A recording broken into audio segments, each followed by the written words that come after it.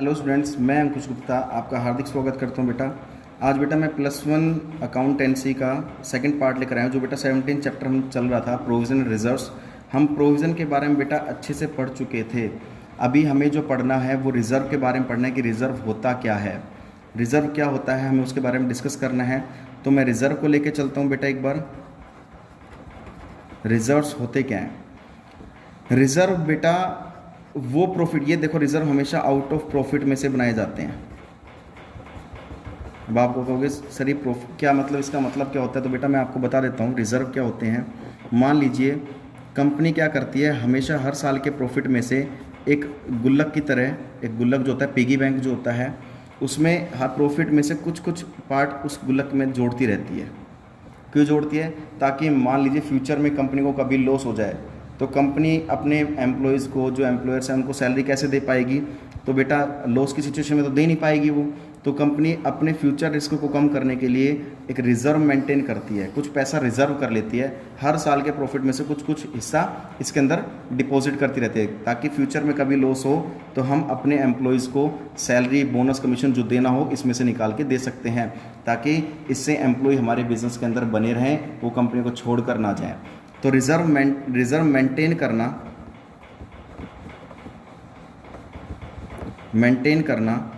Compulsory नहीं होता बेटा, कंपलसरी नहीं होता। हर कंपनी के लिए रिज़र्व मेंटेन करना कंपलसरी नहीं होता है, ये कोई बाउंडेड नहीं है। ये तो कंपनी की खुद की मर्ज़ी है। अगर कंपनी अपने फ्यूचर को सेफ एंड सिक्योर चाहती है तो वो कंपनी रिज़र्व मेंटेन करती है, अदरवाइज़ ये कंपलसरी नहीं होता है कि भाई रिज़र्व मेंटेन करना कंपलसरी है। तो कहने का मतलब क्या है बेटा, रिज़र्व मेंटेन करना कंपलसरी नहीं है। रिज़र्व इसलिए मेंटेन किया जाता है ताकि फ्यूचर जो लॉस है, फ्यूचर रिस्क है, उसको कम किया जा सके। रिज़र्व हमेशा किस में से मेंटेन किए जाते हैं? प्रॉफिट में से मेंटेन किए जाते हैं। ठीक है, ये बात आपको अच्छी समझ में आ गई होगी। अब इसके इम्पोर्टेंस हम पढ़ लेते हैं कि भाई ये रिज़र्व क्यों ज़रूरी है। Importance of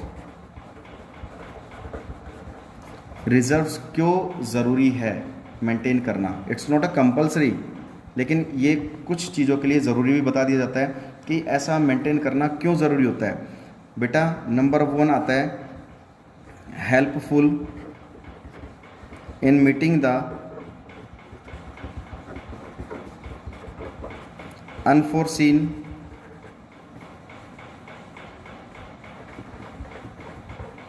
loss. कहने का मतलब बेटा क्या है, मैं बता देता हूँ आपको। इसने क्या कहा है बेटा कि helpful in meeting the unforeseen liability और लॉस।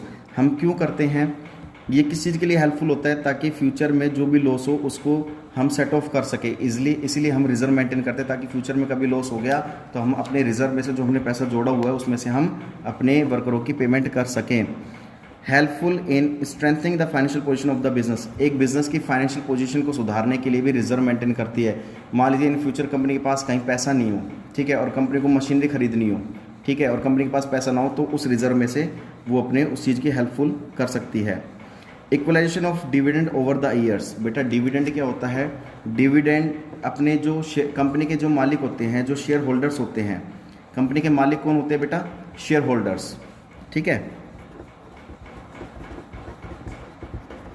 शेयर होल्डर्स जो कंपनी के ओनर होते हैं, ये ओनर होते हैं कंपनी के। आपसे कोई पूछ ले who is owner of the company, तो आपका आंसर होगा share holders is the owner of the company. उनको बेटा हर साल डिविडेंड देना बहुत ज़रूरी होता है। डिविडेंड का मतलब होता है लाभांश, यानी कि लाभ प्लस अंश, यानी कि प्रॉफिट प्लस पार्ट। बेटा डिविडेंड किसका पार्ट होता है? एक प्रॉफिट का पार्ट होता है। ये डिविडेंड किसका पार्ट होता है? प्रॉफिट का पार्ट होता है, जो शेयर होल्डर्स को देना बहुत ज़रूरी होता है। शेयर होल्डर्स को देना बहुत ज़रूरी होता है ये। ठीक है, तो कह रहे हैं भाई डिविडेंड देना। अब कंपनी के ओनर को टाइम टू टाइम हम सैलरी, डिविडेंड नहीं देंगे तो कंपनी के मालिक है, जो ओनर है, वो छोड़ कर चले जाएंगे।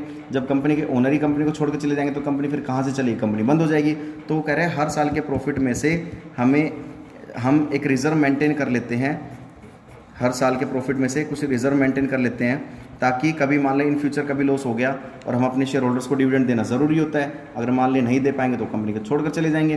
तो हर साल के प्रॉफिट में से हम रिजर्व में डिविडेंड के रूप में हम एक जोड़ लेते हैं पैसा, ताकि इन फ्यूचर कभी लॉस हो तो हम अपने शेयर होल्डर्स को डिविडेंड दे सकें और ताकि वो हमारी कंपनी में बने रहें। नेक्स्ट आता है to provide funds for meeting a specific liability. मान लीजिए मुझे किसी की पेमेंट करनी है, लायबिलिटी मतलब पेमेंट होता है, मुझे किसी की पेमेंट करनी है, मेरे पास पैसा नहीं है, तो मैं उस रिजर्व जो मैंने पैसा जोड़ रखा है उस रिजर्व में से ही मैं उनकी पेमेंट को सेट ऑफ कर सकता हूँ।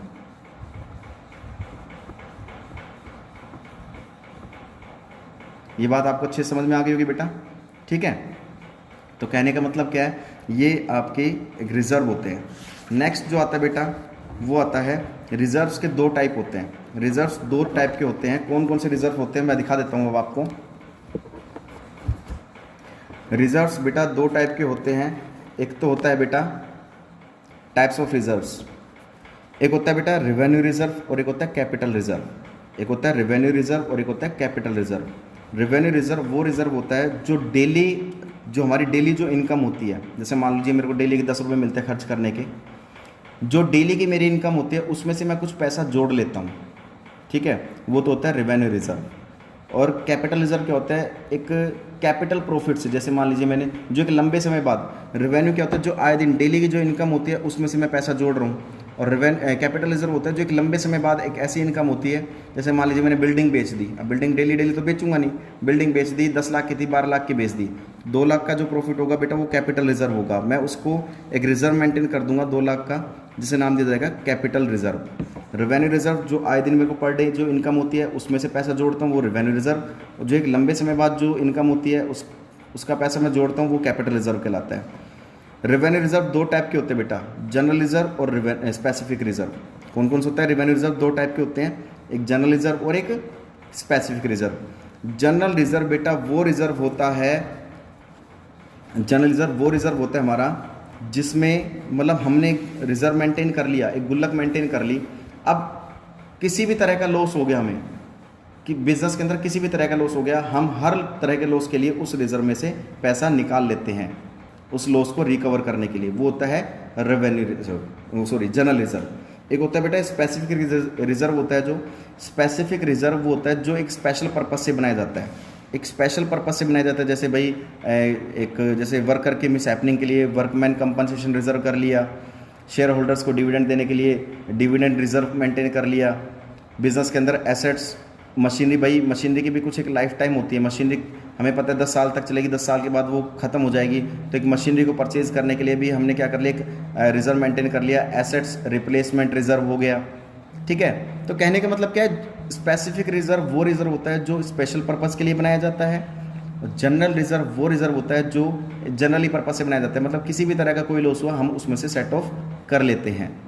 तो ठीक है बेटा, वो जनरल रिजर्व हो गया। और स्पेसिफिक रिजर्व मैं आपको बता चुका, जो स्पेशल पर्पस से बनाए जाते हैं वो स्पेसिफिक रिजर्व होता है। अभी चलिए पढ़ते हैं आगे। स्पेसिफिक रिजर्व में सबसे पहला आता है डिविडेंड इक्वलाइजेशन रिजर्व। मैंने आपको बताया बेटा शेयर होल्डर्स को डिविडेंड देना बहुत ज़रूरी होता है क्योंकि वो हमारी कंपनी के ओनर होते हैं। तो हमने एक गुल्लक मेंटेन कर ली, एक गुल्लक बना ली कि भाई ये गुल्लक में खाली वही पैसा जोड़ा जाएगा और इसमें से वही उसी पर्पस के लिए निकाला जाएगा, डिविडेंड के पर्पस के लिए। कि मान लीजिए कभी फ्यूचर में लॉस हो गया और हम अपने शेयर होल्डर्स को डिविडेंड कहाँ से दें, तो डिविडेंड उस गुल्लक में से निकाल कर उनको दे देंगे। हमने बना दिया एक reserve for replacement of assets. Assets को रिप्लेस करने के लिए हमने एक रिजर्व मेंटेन किया है। मान लीजिए मैंने कोई मशीनरी खरीदी, मुझे पता है 10 साल तक चलेगी, 10 साल के बाद फिर नई मशीनरी की जरूरत पड़ेगी। अब मान लीजिए 10 साल के बाद अचानक कंपनी को लॉस हो गया और कंपनी को नई मशीनरी लानी है, तो कंपनी कहाँ से लाएगी? तो जो उसने एसेट्स के लिए रिप्लेसमेंट की, एसेट्स की रिप्लेसमेंट के लिए जो रिजर्व मेंटेन किया है, हर साल के प्रॉफिट में से जो पैसा जोड़ा है वो उसमें से निकाल के और नई एसेट्स परचेज कर लेगी, नई मशीनरी परचेज कर लेगी। नेक्स्ट आता है बेटा आपके सामने इन्वेस्टमेंट फ्लक्चुएशन फंड या रिजर्व भी बोल सकते हैं। इन्वेस्टमेंट फ्लक्चुएशन रिजर्व क्या होते हैं? देखो हम पैसा इन्वेस्ट करते हैं बेटा दो जगह, या तो कंपनी में इन्वेस्ट करेंगे या फिर मार्केट में। मार्केट की जो रेट होती है वो घटती बढ़ती रहती है, जबकि कंपनी की रेट ऑफ इंटरेस्ट फिक्स होती है, ठीक है। तो हमने क्या कर दिया, मार्केट में पैसा इन्वेस्ट कर दिया, ठीक है। अब मार्केट में मुझे 10% से रेट ऑफ इंटरेस्ट से मुझे ब्याज मिलता है, ठीक है। अभी मार्केट की रेट फ्लक्चुएट हो गई, 10 से 15% हो गई, अब मुझे 15% से ब्याज मिलेगा।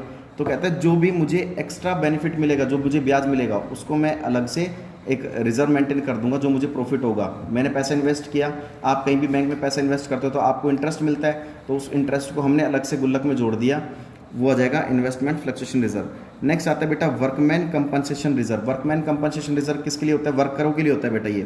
ये एक गुल्लक बना दी हमने वर्कमैन कंपनसेशन की, कि कल को मान लीजिए वर्कर के साथ किस तरह की कोई मिसहैपनिंग हो गई, वर्कर का भाई मशीनरी पर काम करते करते उसके साथ कोई हाथ कट गया या मशीनरी गिर गई उसके ऊपर, तो उसको क्लेम कंपनी कहाँ से करेगी? तो बेटा वर्करों के लिए भी एक अलग से गुल्लक बनाई जाती है। हर साल के प्रॉफिट में से कुछ हिस्सा हम उनके लिए भी जोड़ लेते हैं, ताकि कल को किसी के साथ, वर्कर के साथ कोई मिसहैपनिंग होती है तो उस रिजर्व में से उस वर्कर को क्लेम कर देते हैं।